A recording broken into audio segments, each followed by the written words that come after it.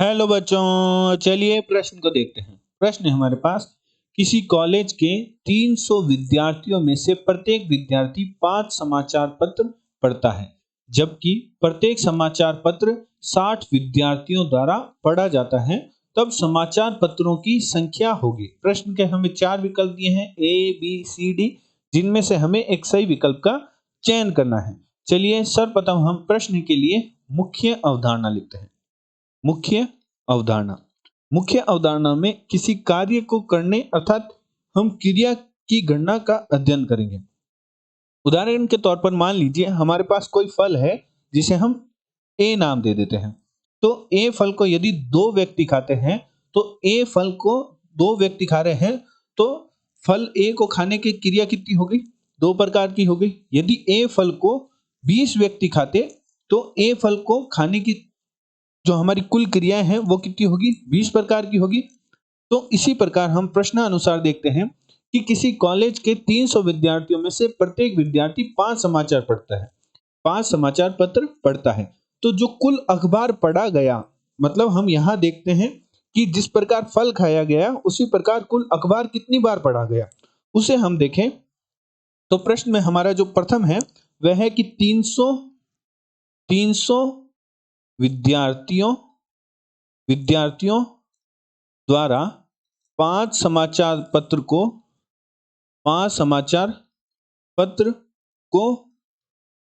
कुल पढ़ा गया यदि हम लिखें तो हमारे पास प्राप्त होगा 300 गुणा 5 अर्थात 1500 बार पढ़ा गया। एवं प्रश्न में कहा है कि प्रत्येक समाचार पत्र 60 विद्यार्थियों द्वारा पढ़ा जाता है। तो हमें यहाँ समाचार 60 विद्यार्थी दे रखे हैं, लेकिन समाचार पत्रों की संख्या नहीं दे रखी। तो हम मान लेते हैं, माना समाचार पत्रों की संख्या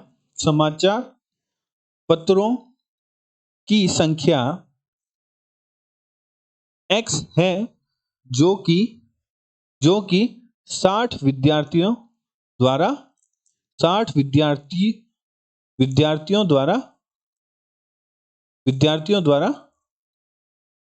पढ़ी गई।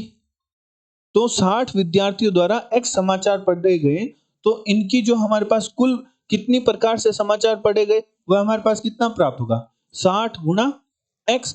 तो हमारा जो प्रथम प्राप्त हुआ था, जो हमने देखा कि हमारे ये प्रथम समीकरण है, ये द्वितीय समीकरण है, जो कि एक ही मान को बताती है कि कुल अखबार कितने प्रकार से पढ़े गए।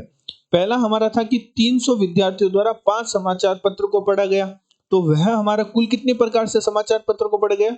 1500 प्रकार से। इसी प्रकार जो हमारा दूसरा समीकरण बना वह बना कि प्रत्येक समाचार पत्र, जो कि हमने मान लिया कि x है, 60 विद्यार्थियों द्वारा पढ़ा गया, कि जो हमारा प्रत्येक समाचार पत्र है उसे हमने x मान लिया, क्योंकि हमें पता नहीं है कि कितने समाचार पत्र हैं जो कि 60 विद्यार्थियों द्वारा पढ़े गए। तो हमने उनसे x मान लिया, तो कुल हमारे पास जो गुणा करेंगे तो हमारे पास क्या मान देगा? वो 1500 के बराबर ही देगा, क्योंकि ये हम यहाँ देख रहे हैं कि यह क्रिया कितनी प्रकार से हो रही है।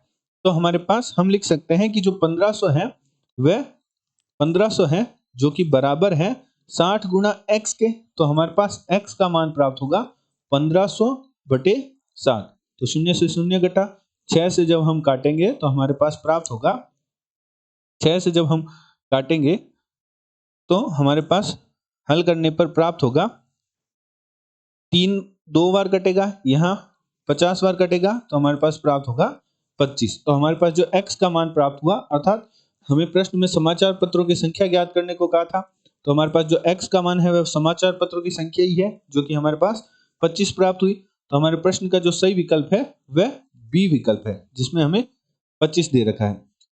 आशा करते हैं आपको प्रश्न का समझ आया होगा। धन्यवाद।